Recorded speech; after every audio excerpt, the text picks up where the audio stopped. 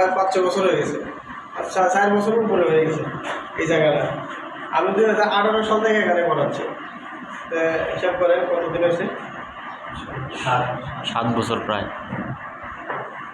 7 বছর হয়ে গেছে। আমি তো মাঝখানে 3 বছর তো আমি নাই, অনেক দিন হয়েছে। আচ্ছা, একটা ইন্ডাকটিভ সার্কিটের রূপ দেওয়া আছে, তাহলে আর এর মান দেওয়া আছে কত? 2 ওহম, সাথে এত এনে সংযুক্ত করে। তাহলে কয়েলের ইম্পিডেন্সটা কত আমরা লিখতে পারি? তাহলে এনে কি আছে? এক্সেল আছে। তাহলে এক্সেলটা কত বলেন তো? আর এর মান কত দেওয়া আছে?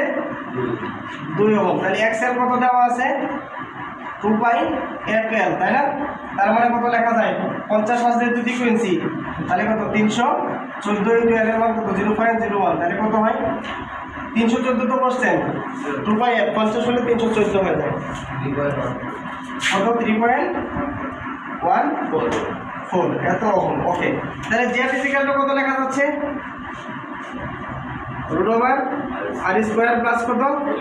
XL square. তাহলে কত লেখা যায়? রুট ওভার আর এর মান কত আছে? 2 স্কোয়ার প্লাস এক্সএল কত দেওয়া আছে? 3.14 স্কোয়ার। তাহলে কত হয়? 3.72। তাহলে এটা হয়ে গেল, জেটের মান আমরা পাই গেলাম। ঠিক আছে, জেটের মান আমরা পাই গেছি। এখন এটা বিভিন্নভাবে এই মানগুলো নিয়ে তারপরে আমাকে করতে হবে। তাহলে এখন কি বলছে? এর সাথে যখন আমরা কত মানের ক্যাপাসিট্যান্স প্যারালালে সংযোগ করলে রেজোনেন্স সংঘটিত হবে আমরা জানি না। তাহলে এটা তো কয়েল, ঠিক আছে। তাহলে সার্কিটটা কিরকম হয়ে যায়? তাহলে আমরা সংযুক্ত করে দিলাম কি? সি মানের ক্যাপাসিট্যান্স। তাহলে এইটার ইম্পিডেন্সটা কত দেওয়া আছে বলেন? 3.72 দেওয়া আছে। তাহলে সি মানের ক্যাপাসিট্যান্স সংযুক্ত করে দিছি। তাহলে যেহেতু রেজোনেন্স সংঘটিত হচ্ছে, তাহলে Z square is equal two আমরা কি জানি? L/C। Z square is equal two আমরা কি জানি? L/C। তার মানে একটা জিনিস খেয়াল করে দেখেন, জেড এর মান কি আমরা পাইছি? 3.72 স্কয়ার। তাহলে এল এর মান কত দেওয়া আছে? এখানে আছে না? 0.01। তাহলে সি কি আসবে কিনা? কথা বুঝতে পারছেন না? পারেন নাই? এই অনেক সময় আরেকটা কথা মনে রাখেন, অনেক সময় ইম্পিডেন্সটা দেওয়া থাকবে, বুঝছেন? ইম্পিডেন্সটা দেওয়া থাকবে। যদি ইম্পিডেন্সটা দেওয়া থাকে, সেই ক্ষেত্রে আপনি এল এর মানটা বের করে নিয়ে আসতে হবে। ইম্পিডেন্সের মধ্যে এল আছে না? তাই কারণ ইম্পিডেন্সটা কি? Actually impedance equal to R plus G of কত আসবে? এক্সএল আসবে। এই ক্ষেত্রে পাওয়ার ফ্যাক্টরও দেওয়া থাকতে পারে। কথা বুঝেন? পাওয়ার ফ্যাক্টর না দেওয়া না থাকলে তো অ্যাঙ্গেল পাবেন না। আমার কথা বুঝেন না? আপনার কি দেওয়া থাকবে? ভোল্টেজ এবং কারেন্ট পাওয়ার ফ্যাক্টর।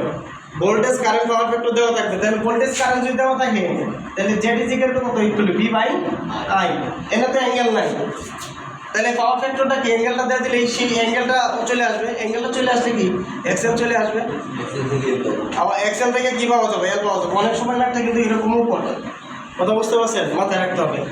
তাহলে এখান থেকে সি কত আসতেছে? 722.6 মাইক্রোফ্যারাড। আচ্ছা, 722 মাইক্রোফ্যারাড। ঠিক আছে, যা সামথিং আসলে যা আসবে ক্যালকুলেটরে তাই আপনারা বসাই দেবেন। ঠিক আছে, 714 আসছে। আচ্ছা, 3.74 আছে, সমস্যা নাই। ঠিক আছে, মানে ক্যালকুলেটরে ফাংশন একটু এদিক সেদিক করার কারণে দশমিকে এরকম হয়েছে, মান যা আসবে ক্যালকুলেশন করে তাই। ঠিক আছে, ওকে। তাহলে সি আপনি পায়ে গেছেন। এখন আপনাকে কি বলছে? তাহলে মানে প্যারালালে কতটুকু সংযুক্ত করতে হবে? এত মানের ক্যাপাসিট্যান্স প্যারালালে সংযুক্ত করতে হবে। তাহলে এটা একটা আনসার। আচ্ছা, আরেকটা কি বলছে? নির্ণয় করো মোট কারেন্ট বা শাখা কারেন্ট। মোট কারেন্ট বা শাখা কারেন্ট। তাহলে বলেন মোট কারেন্ট কি? মানে ক্যাপাসিটর মানে রেজিস্ট্যান্সের আড়াআড়িতে যে কারেন্টটা প্রবাহিত হবে সেটাই কিন্তু মোট কারেন্ট।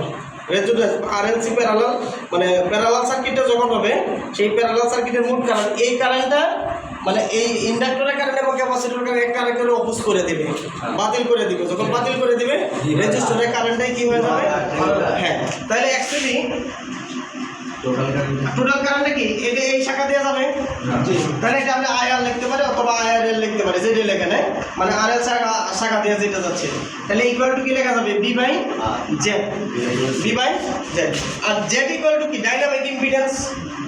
ওই যে L by C R Z equal to অথবা আই আর ইকুয়াল টু সরাসরি আপনি এটা লিখতে পারেন বিসি আর ভাগ কত বিসি আর ভাগ কত সরাসরি এটা লিখবেন তাহলে আপনি মানে বিসি আর ভাগ কত লেখা যাবে তাহলে বি এর মান কত দেওয়া আছে 250 সি এর মান কত পাইছেন 722 ইনটু কত 10 টু দি পাওয়ার ইনভার্স 6 আর এর মান কত আছে 2 তাহলে 2 আর এল এর মান কত আছে 0.01 যা আসবে তাই आंसर ঠিক আছে যাই আসবে 3.6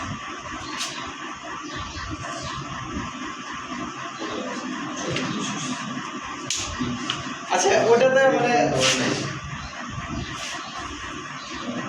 ওটা আসবে না মানে আরো আসবে অথবা আপনি সরাসরি লিখতে পারবেন মানে আই আর ইকুয়াল টু কত বি বাই জেড জেড তো আছে আমার ভ্যালু আছে না